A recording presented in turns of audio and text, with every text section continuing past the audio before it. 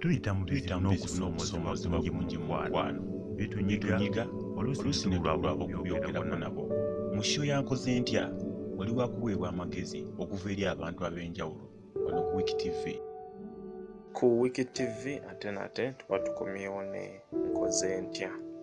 Atanaba kusubscribinga fuba okulaba nga onyiga eppeesa eryo erimyufu eriri wansi awo obeere nga weeyunga ku channel eno. Mu nkoze ntya tuba tuwa abantu abali mu mukwano amagezi agasobola okubayamba okuvuunuka ebizibu bye basisinkana mu relationships zaabwe. Mu story yaffe yasembayo twagamba ku muwala eyalina obuzibu mu relationship ye nga omwami gwe yali amaze naye emyaka 5 yali afuniddwa omuwala omulala. Vidiyo eyo egenda kubeera waawo ku nkomerero ga vidiyo eno osobola ogikoonamu nayo n'oba ng'ogiraba. Wabula olwaleero tuzze n'emboozi ndala nnyo. Omuwala yatuwandiikidde olunaku lwaleero yagambye bw'ati: yasisinkana n'omuvubuka ng'ayita ku Facebook ne batandika okwogerezeganya era nga bava ku Facebook ne badda ku WhatsApp ne babeera nga boogera okumala akabanga.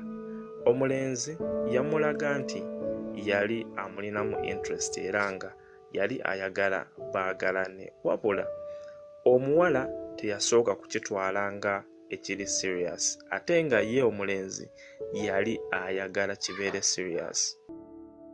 Kaakati nga bwe mumanyi eby'omukwano, essaawa zino omuwala agamba yafunye interest ey'amaanyi mu mulenzi, wabula ate omulenzi okusinziira ku muwala engeri gye yali yeeyisaamu emabega ate ye alinga eyaggyemu amaanyi. Kati omuwala yeebuuza akola atya, akoze atya okubanga azza omutima gw'omulenzi ono. Kakati nze kyendaba, omuwala yali mutuufu okusooka okugaana omulenzi kuba si kyangu.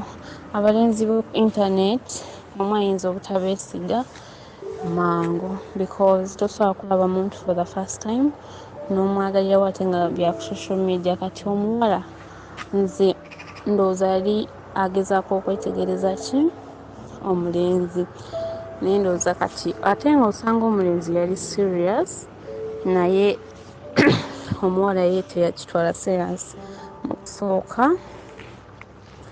Naye nze gamba kati omulenzi waba yakitadde omuwala akite, nze kyeŋŋamba omuwala akite ajja kufuna omuntu omulala. Kuba ebiseera ebisinga omulenzi waba asazeewo okuta ekintu akita. So omuwala ne bw'anaalemeraku ayinza obutafuna mukwano like love y'omulenzi, so kiba beta omuwala n'akita. Nze bwentyo bwe mbadde ŋŋamba omuwala. Nze kankozesa olulimi olusoga.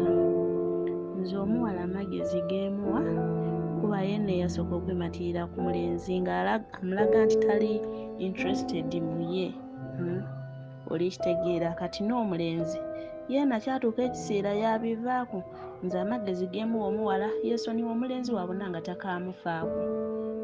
Nga musindikira message yalwawo okuddiramu olwisi tamwiramu amuleke, which means nti noole yeena yabivaako. Leero ebintu tibyakwegayirira, olikitegeera tujja na bijja. Naga amagezi geemuwa Wiki. Omuwala kati alaga nti ali ayenda ino omulenzi ate ng'omulenzi mu kusooka yasooka amwegayirira. Olikitegeera ng'abitamu amaanyi so ng'oluwala tibwe biriku. Nze naga amagezi geemuwa omuwala amuleke kuba mwene kwetegereza kiwe babula koliiko ba yayenda kumwetegereza paka mu byenda. Nze okuteesa okwange nga nze omuntu omusajja alina okuba nga yakita lwa nsonga ye yakoowa, yalinda n'alinda nga byalinda tebijja. Byoya byanswa bye bivaayo n'asalawo kita kati ate omuwala ye ndowooza yali tannabuuka nti omusajja akola ki amwagala. Kati ate agenza okitegeera nti omuvubuka yali serious, ndowooza omuvubuka yamuva nako n'okufuna ng'afunye omuntu omulala.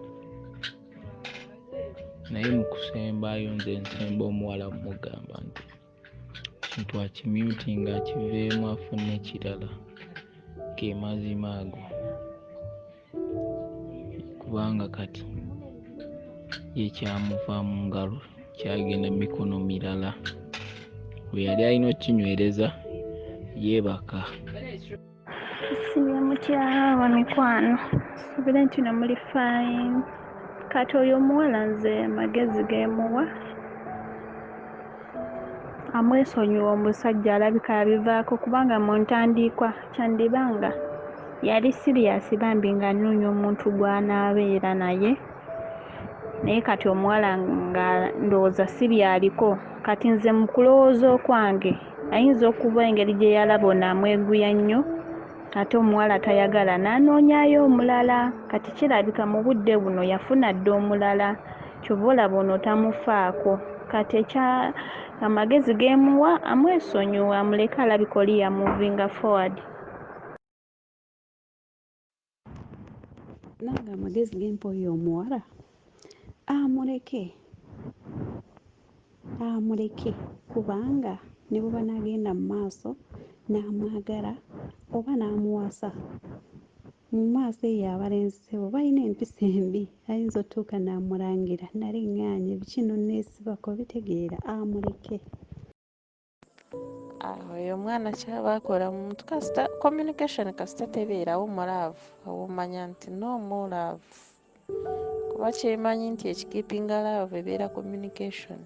Bw'omusindikira messages leero enkya luli nga taddamu, sooka n'olinnyako ku bureeki, linnya ku kyawakati bebi, linnyako ku bureeki oba nkiteeke mu furi ye ne bw'oyagala ogimyutinga.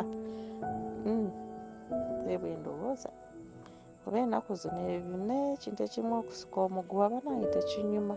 Kinyuma ng'omusika omuguwa in joking, naye nga okusika omuguwa guno ogw'obusungu oba ogwa serious mute. Kale nno ekizibu kya mwana muwala ono ndowooza ku magezi gano agamuweereddwa okuva mu WhatsApp group yaffe eya Nkoze Ntya, ajja kulondamu ago galaba agasobola okuba nga gamuyisaawo. Weereza ekizibu kyo ku namba yaffe eyo eya WhatsApp, tujja kuba naawe tukufunira ku magezi agayinza okuyamba okuvvuunuka ekizibu kyonna ky'oyitamu mu mukwano. Mugyekuumireko, atanaba kusubscribinga nyige peesi eryo erimyufu ojoyininge channel eno. Mubeere bulungi.